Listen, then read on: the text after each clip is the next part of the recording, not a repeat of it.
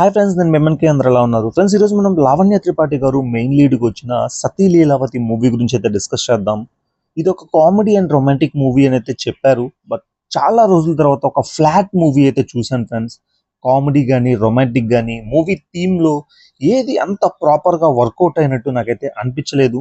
ఏదో జస్ట్ ఒక మూవీ తీయాలి అని తీసినట్టు నాకైతే అనిపించింది. మూవీ స్టోరీ చూసుకుంటే హీరో హీరోయిన్ కి మ్యారేజ్ అయ్యాక హీరో వేరే అమ్మాయితో లవ్ లో అయితే పడతాడు. హీరోయిన్ కి డైవర్స్ ఇవ్వడానికి అయితే రెడీ అవుతాడు. ఆ తర్వాత తన వైఫ్ ఇది ఎలా హ్యాండిల్ చేసి ఆ ప్రాబ్లమ్ ని ఎలా సాల్వ్ చేస్తుంది అనేది main story friends. First of all ఈ మూవీలో పాజిటివ్స్ గురించి మాట్లాడుకుందాం. లావణ్య త్రిపాఠి గారు చాలా రోజుల తర్వాత కనిపించిన బ్యూటిఫుల్ గా ఉన్నారు అండ్ తన పర్ఫార్మెన్స్ కూడా డీసెంట్ అని చెప్తాను. మెయిన్ లీడ్ గా యాక్ట్ చేసిన హీరో పర్ఫార్మెన్స్ కూడా బాగానే అనిపించింది. బట్ మెయిన్ గా సెకండ్ హీరోయిన్ ఉన్నంతసేపు కొంచెం మూవీ కామెడీ అండ్ రొమాంటిక్ గా చాలా మంచిగా అనిపించింది. ఆ తర్వాత హీరో హీరోయిన్ మధ్య బాండింగ్ అయితే నాకు అంత ప్రాపర్ గా అనిపించలేదు ఫ్రెండ్స్, ఆనెస్ట్ గా చెప్తున్నాను. అండ్ ఈ మూవీలో main comedy tracks Muthu Rajendra గారు, గణేష్ గారు ఉన్నంతసేపు మనకి కామెడీ చాలా బాగా వచ్చిందని చెప్తాను.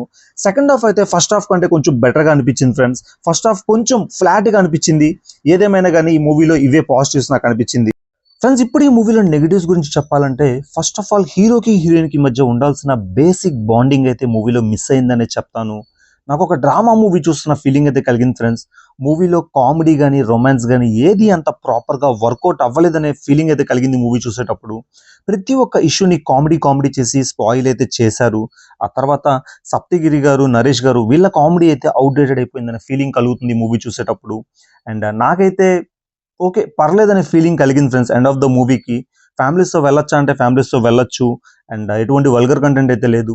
నేను ఇచ్చే రేటింగ్ అయితే 2.2/5 ఫ్రెండ్స్. ఆల్రెడీ మీరు ఎవరైనా మూవీ చూస్తుంటే మీకు ఎలా అనిపించిందో ఖచ్చితంగా కమెంట్స్ చెప్పండి, నేను తెలుసుకుంటాను. జై హింద్ ఫ్రెండ్స్.